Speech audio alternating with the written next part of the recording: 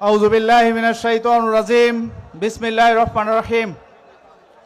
বাংলাদেশ জামাত ইসলামী রংপুর মহানগর ও রংপুর জেলা শাখা কর্তৃক আয়োজিত বৃহত্তর রংপুরের ঐতিহাসিক এই মহা জনসমুদ্রর সম্মানিত সভাপতি, আমাদের মাঝে প্রধান অতিথি হিসাবে উপস্থিত থাকবেন বাংলাদেশ জামাত ইসলামীর তথা 18 কোটি তৌহিদি জনতার নয়নের মণি, আমাদের রাহবার বাংলাদেশ জামাত ইসলামীর সংগ্রামী আমির ডক্টর শফিকুর রহমান।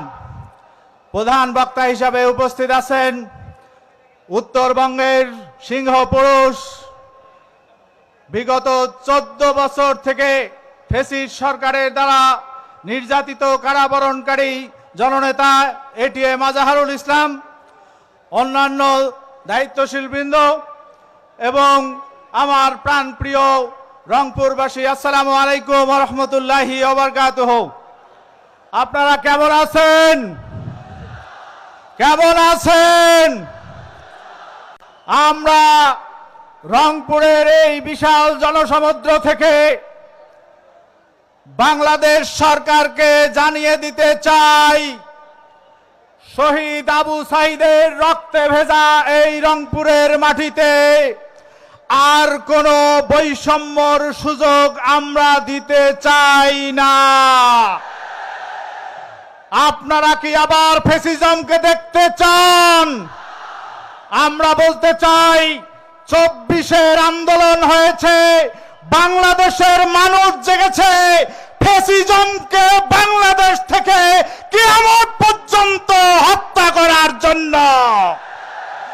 কিন্তু দুঃখের বিষয়, আমরা এখনো অনেক জায়গায় লক্ষ্য করছি সেই ফ্যাসিজমের পতনধ্বনি।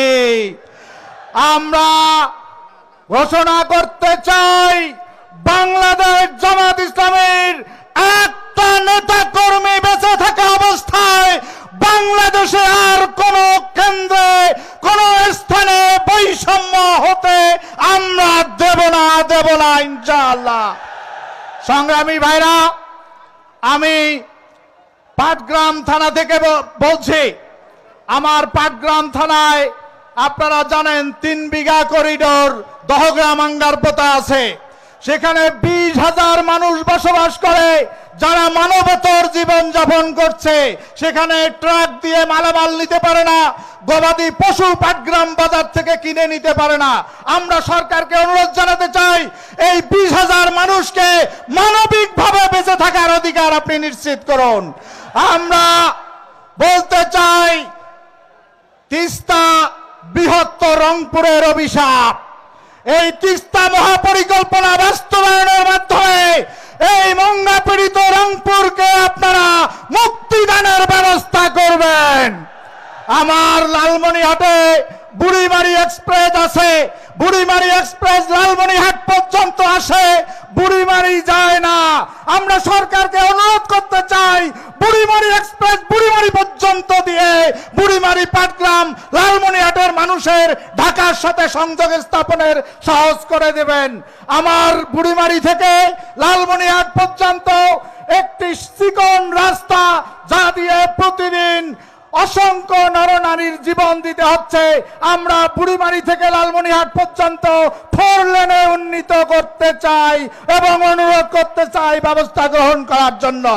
আমি সাংবাদিক এবং দেশপ্রেমিক মানুষকে বলতে চাই, গত 5 দিন পাটগ্রামে থানায় লুট করে ছিনতাইকারীকে ছিনতাই করে নিয়ে যাওয়া হয়েছে।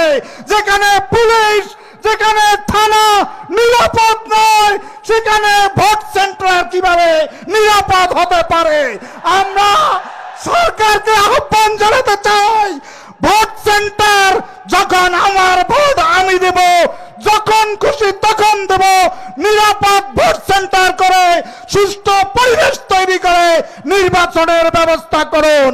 অন্যথায় কোন ফ্যাসিস্টের মতো নির্বাচন বাংলাদেশের মানুষ মেনে নেবে না, হতে দেওয়া হবে না। আল্লাহ হাফেজ। বাংলাদেশ জিন্দাবাদ, বাংলাদেশ জামাত ইসলামী জিন্দাবাদ। আসসালামু আলাইকুম ওয়া রাহমাতুল্লাহ।